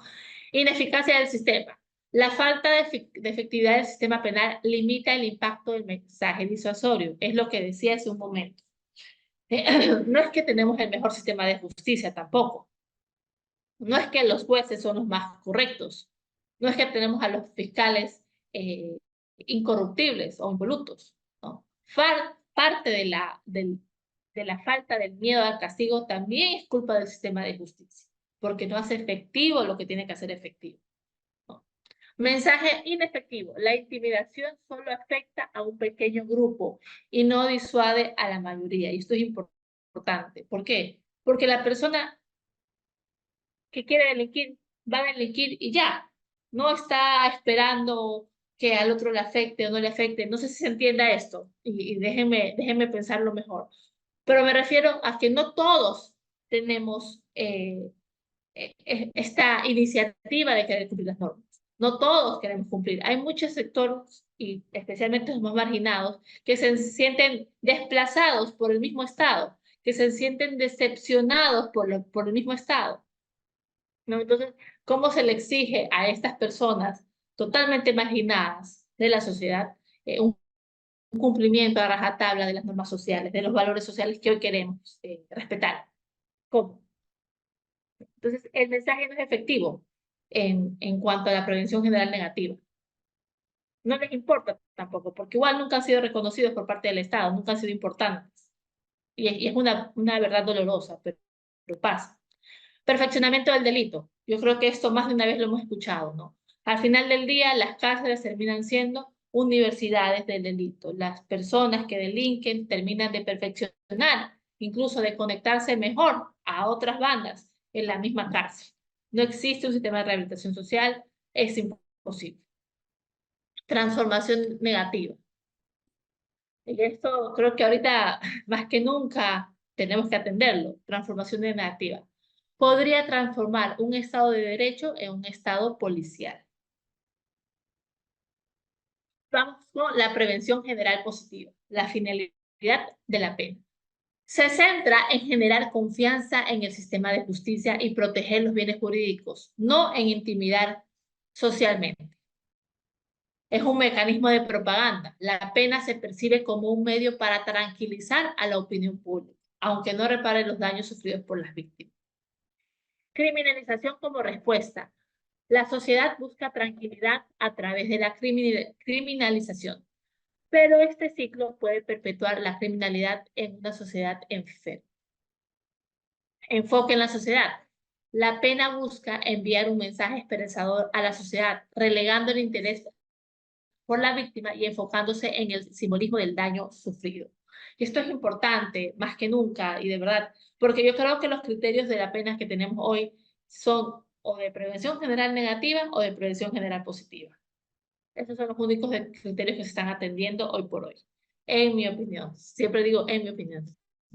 Pero si vemos acá los casos que últimamente suenan más que nunca, tenemos metástasis, tenemos purga, tenemos plaga, tenemos militares en las calles, policías en las calles, allanamientos a cada rato, prisiones preventivas, y de verdad, y esto no es ninguna crítica para ninguna autoridad, ni a la fiscal general ni nada, yo creo que a partir de estos casos, sí se está marcando un antes y un después, está funcionando como prevención general a los administradores de justicia. Creo que estas personas van a pensarse dos veces si se, si se prestan para actos corruptos o para dañar al sistema de justicia. Creo que sí. Sin embargo, por lo menos los que somos abogados, sabemos que aquí no termina, sabemos que esta es una medida nomás. Eso podríamos decir que esto está funcionando a partir de tener sentencias condenatorias que sean cumplidas. Todavía estamos en prisiones preventivas, todavía no es momento de aplaudir, ¿no? Y vemos toda no sé, este show en televisión. No lo digo show desde una perspectiva negativa, no, lo digo desde que todo eso está siendo televisado. Cada vez los testimonios anticipados se están transmitiendo por todas las redes sociales, ¿no? Vemos como sabemos lo que dijo fulanito, sabemos lo que dijo Mayra Salazar, sabemos lo que está por decir Carolina Jaume. Entonces, de todas maneras, esto, digo en mi opinión otra vez, sí forma parte de un aspecto de prevención general positiva. Están tratando de darnos un mensaje de tranquilidad a la sociedad, pero esto no es mucha tranquilidad, porque digo, hasta que no se termine, esto no puede ser tranquilo, o sea, no podemos estar tranquilos todavía. La prevención especial, vamos. Es la perspectiva de la pena en la que se enfoca en el individuo y por consiguiente en evitar que se cometa delitos, que un individuo no vuelva a delinquir, o mejor dicho, que un individuo que ha delinquido gracias a la pena sea un mejor individuo para la sociedad. Sabemos que esta es la más hermosa mentira que nos han dicho los ecuatorianos. Ninguna persona que pasa por el centro de rehabilitación social se rehabilita. Prevención especial positiva. La perspectiva de la prevención de delitos se enfoca en evitar la repetición o reincidencia del individuo en conductas delictivas, promoviendo un entorno social más seguro. Centros de privación de libertad deben ser espacios de educación y purga moral, donde se busca la transformación del individuo hacia una nueva vida como una especie de renacimiento o evangelización, ¿no? Un poema todo esto. Ideologías asociadas. Se refieren a enfoques como la resocialización, reeducación, reinserción y rehabilitación que busca reintegrar al individuo a la sociedad de manera positiva tras su paso por el sistema penal. Vamos a ver las críticas a la prevención especial positiva. Discúlpeme que se me seca la garganta. Lo que ya hemos dicho antes. Universidades del crimen.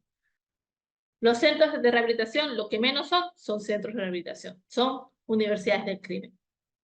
Aquí los infractores perfeccionan su técnica. Violencia y victimización. Los centros penitenciarios son escenarios de violencia extrema, donde los internos son víctimas de asesinatos, violaciones y abusos, lo que dificulta cualquier intento de rehabilitación. Estigma social. Las personas que han estado en prisión enfrentan el estigma social, lo que dificulta su reintegración a la sociedad y aumenta las posibilidades de reincidencia. Dificultad para determinar la duración del castigo. No es posible establecer un tiempo específico necesario para rehabilitar a un infractor. O sea, el castigómetro o el rehabilitadorómetro, algo así, ¿no? Lo que pone en duda la eficacia de la rehabilitación como finalidad de la pena. Altos riesgos de homicidios y suicidios. Bueno, eso también es una realidad. No me quiero detener mucho aquí porque siento que se nos va a acabar el tiempo. Pero bueno, vamos con la prevención especial negativa. La prevención especial negativa busca neutralizar al delincuente, eliminarlo para que no vuelva a delinquir. Esta teoría inicia a partir del siglo XV con la escuela positiva italiana a partir de los estudios criminológicos de Cesare Lombroso. Quienes carecen de los valores sociales deben ser expulsados de la sociedad. Se busca disminuir los riesgos de reincidencia de las personas que tuvieron contacto con el sistema penal. Se compara a la sociedad con un cuerpo enfermo, sugiriendo que la eliminación de los infractores equivale a extirpar una parte infectada para salvar al resto del cuerpo social. De hecho, en algún momento de la historia de la humanidad se practicaba la lobotomía, se trata de una práctica quirúrgica que se ingresaba a una especie de, no sé, de aguja que iba directamente al lóbulo frontal para que las personas queden sin sus capacidades cognitivas, ¿no? Y así neutralizaban a la persona que se consideraba peligrosa para la sociedad. Vemos que esto es imposible imaginarse, ¿no? Eficacia cuestionada. Se critica la efectividad de la prevención especial negativa para realmente detener la comisión de delitos futuros.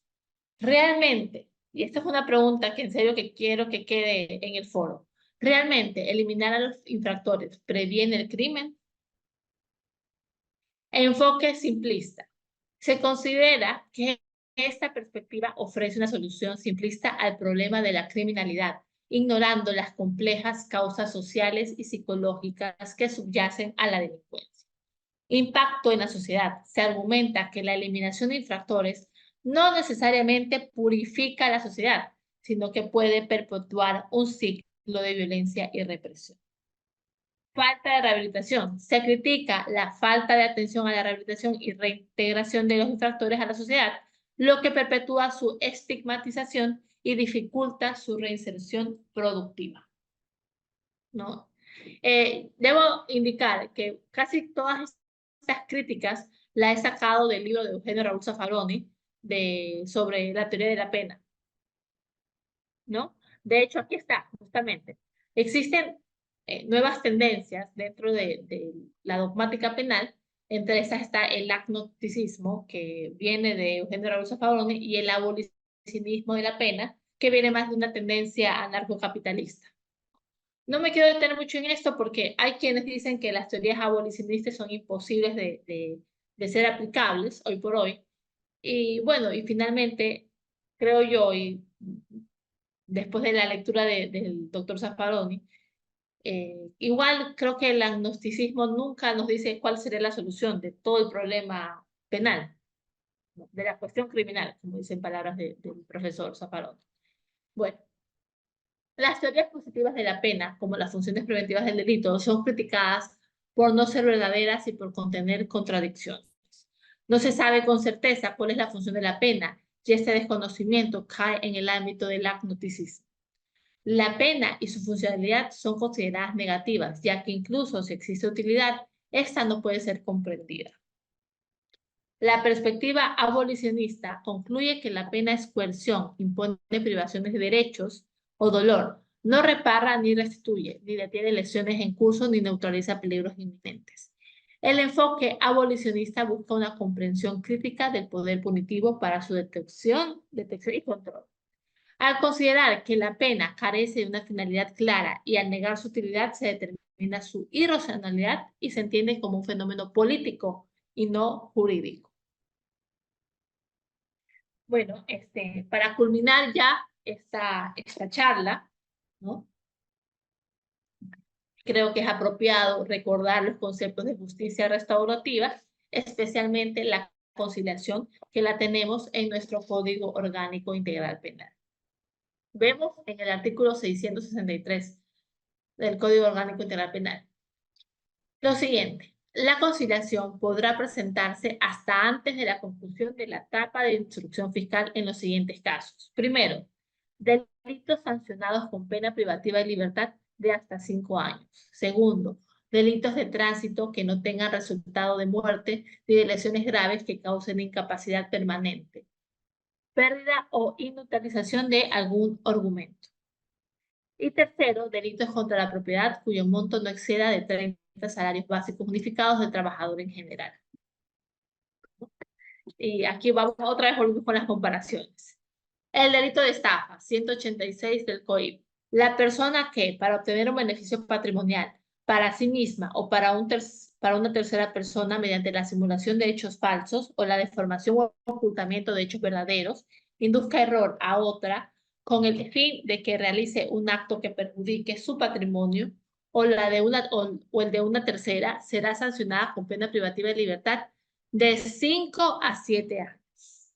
Vemos que el delito de estafa no podría ser susceptible de conciliación bajo los criterios del 663 del COIP. Vamos a ver qué dice el artículo 205 del Código Orgánico Integral Penal. Insolvencia fraudulenta. La persona que, a nombre propio o en calidad de representante legal, apoderada, directora, administradora o empleada de entidad o empresa, simule por cualquier forma un estado de insolvencia o quiebra para eludir sus obligaciones frente a sus acreedores, será sancionada con pena privativa de libertad de 3 a 5 años. Aquí tal vez estoy haciendo una afirmación arriesgada, pero en mi opinión, la insolvencia fraudulenta y la estafa tienen la misma conducta. Están protegiendo el mismo bien jurídico, el patrimonio. Y lo que están pesquisando o castigando es esta simulación, es esta manipulación de hechos falsos, ocultamiento de la verdad. En la insolvencia fraudulenta dice que simule por cualquier forma un estado de insolvencia o quiebra. La diferencia es que una tiene de 3 a 5 años y la otra es de 5 a 7 años. Insolvencia fraudulenta sí es susceptible de conciliación y la estafa no. ¿No? Y aquí están las famosas preguntas. ¿Cuál es la razón técnica que ha llevado al legislador a establecer media década como el primer baremo que determina la aplicabilidad o no de un proceso de reparación?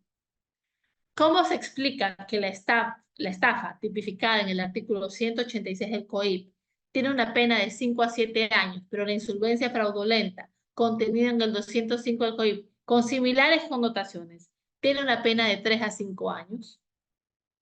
Se nota, se ve, ¿no? Vamos a recordar. Existen dos principios rectores de acuerdo a cada país del derecho penal. Por un lado tenemos el principio de legalidad, que es predominante en países como Alemania, y por otro lado tenemos el principio de oportunidad, que es predominante en Estados Unidos, ¿no? El principio de legalidad referente al ejercicio de la acción penal supone un medio de control a través del cual los ciudadanos pueden exigir al titular de la vindicta pública su accionar conforme al mandato de la ley a efectos de pesquisar posibles conductas ilícitas. El principio de oportunidad señala que es potestad discrecional del titular de la acción penal abstenerse de formular, suspender o retirar la acusación aun cuando el hecho investigado mantenga marcadas características delictivas. Este principio no surge en un primer momento como respuesta, surge en un primer momento como una respuesta al incremento de criminalidad y a la incapacidad del sistema judicial de cumplir con el principio de legalidad, siendo luego complementado ese argumento con, que no leo, déjeme ver, con otros que apelan al interés social y a la utilidad pública, ¿no? Vemos que en países de estilo anglosajón tienen al principio de oportunidad como principio rector y creo que tiene sentido. Creo que tiene mucho sentido. Nadie puede ser más víctima que la víctima.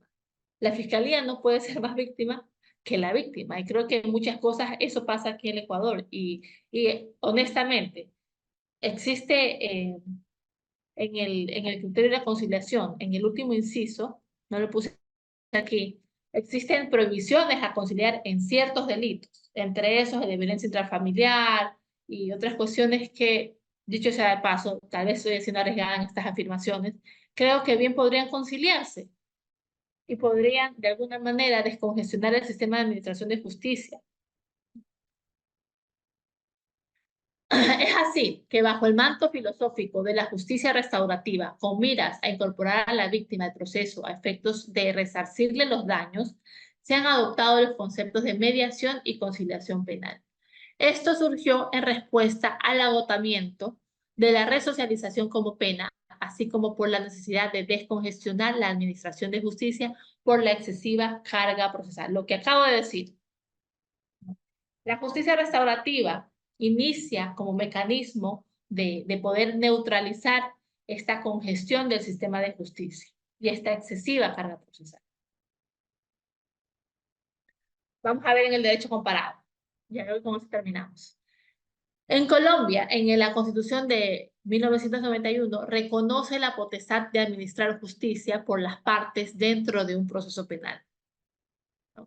Las disposiciones relativas a la Fiscalía disponen lo siguiente. Los particulares pueden ser investidos transitoriamente de la función de administrar justicia en la condición de jurados en las causas criminales, conciliadores o en los árbitros habilitados por las partes para proferir fallos en derecho o en equidad en los términos que determine la ley. Miren, qué interesante lo que pasa en Colombia. En Colombia, los fiscales también tienen un papel de tercero imparcial en la etapa preprocesal. Ellos son los que incentivan a las partes a celebrar conciliaciones. En Argentina, por otra parte, con la reforma del 2014, el Código de Procedimiento Penal se agregó la conciliación como exclusión de punibilidad, extendiéndose desde los delitos contra la propiedad hasta los delitos dolosos sin grave violencia y en los delitos culposos sin lesiones gravísimas o resultado muerte. Miren qué interesante lo que pasa en Argentina. En Argentina la conciliación es más flexible que en nuestro país y que en Colombia. El esquema utilitarista argentino tiene su asidero principalmente en que la limitación de la persecución penal estatal conlleva a prácticas efectivas y útiles para contrarrestar los problemas del sistema. En términos costo-beneficio, la conciliación representa una mejor eficiencia administrativa. ¿Saben que se me acaba de ocurrir una excelente idea? Creería yo que los defensores públicos también deberían de estar dotados de esta especie de administración de justicia para incentivar esta cultura de la conciliación, ¿no?, en delitos menores. Creo que eso sería una gran iniciativa. Conclusiones. Uno de los principios de la pena más importantes y más olvidados también es el principio de proporcionalidad. La proporcionalidad debe entenderse desde la técnica legislativa hasta la actividad judicial. Existen ciertos tipos penales que hoy se han vuelto impracticables, Ya saben por qué son multipracticables, porque responden a intereses públicos, al clamor social, más que a cuestiones técnicas. La teoría de la pena dependerá siempre del modelo de Estado que se adopte. Si hoy por hoy tenemos un modelo de restricciones, de intervencionista, vamos a tener un poder punitivo mucho más, podemos decirlo, severo o más presente. La teoría de la pena es política más que jurídica. Bueno, eso va ligado con lo que ya dije. Por último, desde el punto de vista de la defensa y de la noble labor que tienen ustedes, es necesario saber si la pena es suficiente para la rehabilitación y si no, empezar a incentivar esta cultura de justicia restaurativa, como lo hemos visto, para decongestionar el sistema y también para que tanto víctima y victimario no sean, discúlpenme la redundancia, víctimas del propio sistema de justicia que tenemos. Bueno, con esto concluyo. Espero que sé que ha sido una larga jornada. Espero que esta charla, este conversatorio haya dejado semillas a todos ustedes que hacen, que en mi opinión son el corazón del sistema de justicia, ¿no? Que son los que hacen real el principio de igualdad ante la ley, son los que protegen a los más desfavorecidos de nuestra sociedad. Otra vez reitero mis sentimientos de honra y de orgullo de poder participar en este espacio académico, siendo la Defensoría Pública una de las instituciones más de mejor calidad que tenemos en Ecuador. Muchas gracias.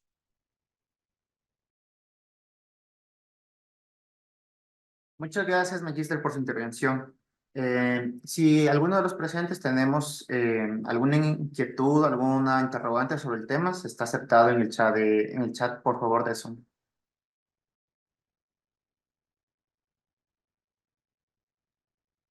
También, por favor, podemos realizar las consultas alzando la manito de Zoom para poder darles paso.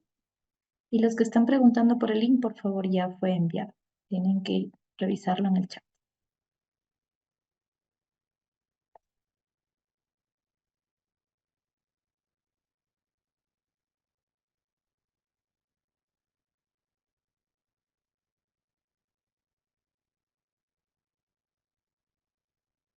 Me parece que no tenemos preguntas. Muchísimas gracias, A usted, doctora. una larga jornada y de verdad, muchísimas gracias por la invitación. Espero que se vuelva a repetir. Y a los que asistieron, de verdad, muchísimas gracias. Gracias por estar aquí, por el interés. Chévere, devolvemos la palabra a nuestro moderador. Muchas gracias.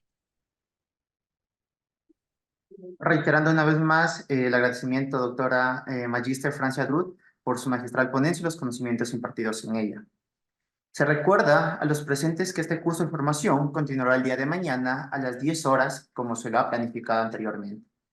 De esta manera, a nombre de la Escuela Defensorial de la Defensoría Pública del Ecuador, agradecemos a las autoridades presentes, a la facilitadora del día de hoy y demás asistentes por su importante participación en esta jornada de aprendizaje.